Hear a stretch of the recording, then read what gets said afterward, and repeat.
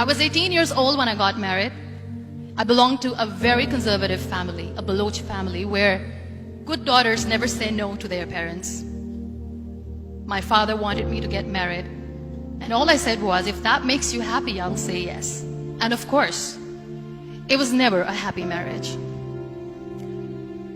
Just about after 2 years of getting married, about 9 years ago, I met a car accident. Somehow my husband fell asleep and the car fell in the ditch. He managed to jump out, saved himself. I'm happy for him. But I stayed inside the car and I sustained a lot of injuries. The list is a bit long. Don't get scared. I'm perfectly fine now. Radius ulna of my right arm were fractured. The wrist was fractured. Shoulder bone and collarbone were fractured.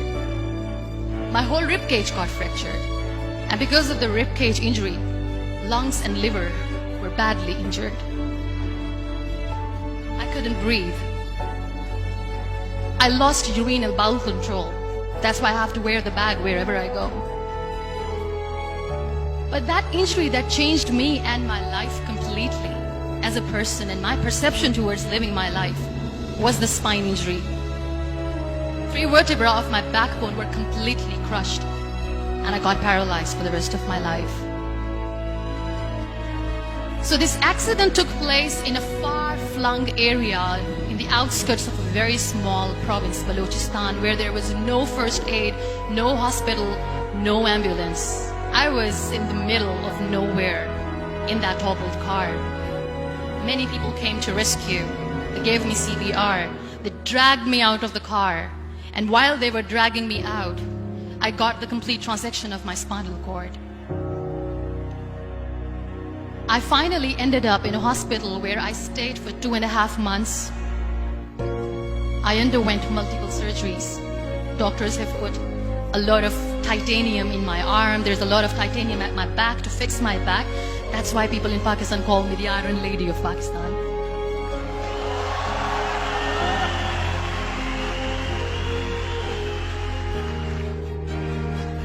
Those 2.5 months in the hospital were dreadful. I will not make up stories just to inspire you. I was at the verge of despair. One day, doctor came to me and he said, well, I heard that you wanted to be an artist, but you ended up being a housewife. I have a bad news for you. You won't be able to paint again because your wrist and your arm are so deformed, you won't be able to hold a pen again. And I stayed quiet. Next day, doctor came to me and said, your spine injury is so bad, you won't be able to walk again. I took a deep breath and I said, it's all right. The very next day, doctor came to me and said, because of your spine injury and the fixation that you have in your back, you won't be able to give birth to a child again. That day, I was devastated. I still remember, I asked my mother, why me? And that is where I started to question my existence. Why am I even alive? What's the point of living? I cannot walk, I cannot paint, fine, I cannot be a mother. And we have this thing in our heads, being women, that we are incomplete without having children. I am going to be an incomplete woman for the rest of my life. What's the point? So my mother said to me, this too shall pass. God has a greater plan for you. I don't know what it is, but He surely has.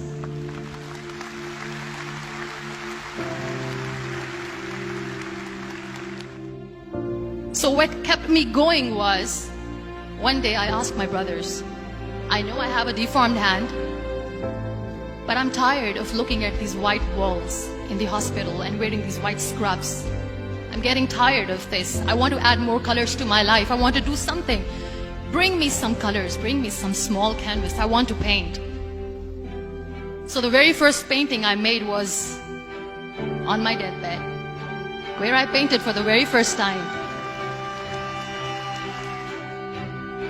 There were a lot of infections in my body, a lot of allergies. So doctors wanted me to lie down on the bed straight for not 6 months, for not 1 year, for 2 years. I was bedridden, confined in that one room, looking outside the window, listening to the birds chirping, and thinking maybe there will be a time when we'll be going out with the family and enjoying the nature. That was the time where I realized how lucky people are, but they don't realize. And you know how it all began? That day I decided that I'm going to fight my fears. We all have fears. Fear of unknown, fear of known, fear of losing people, fear of losing health, money. We want to excel in career, we want to become famous, we want to get money. We are scared all the time. So I wrote down one by one all those fears. And I decided that I'm going to overcome these fears one at a time. Do you know what was my biggest fear? Divorce. It didn't work.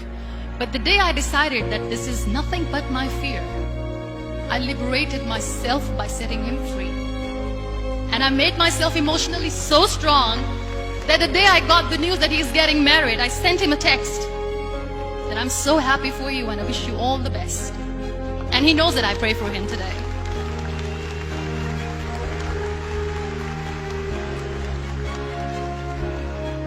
My biggest fear, number 2, was I won't be able to be a mother again. And that was quite devastating for me. But then I realized there are so many children in the world, all they want is acceptance. So there is no point of crying, just go and adopt one. And that's what I did.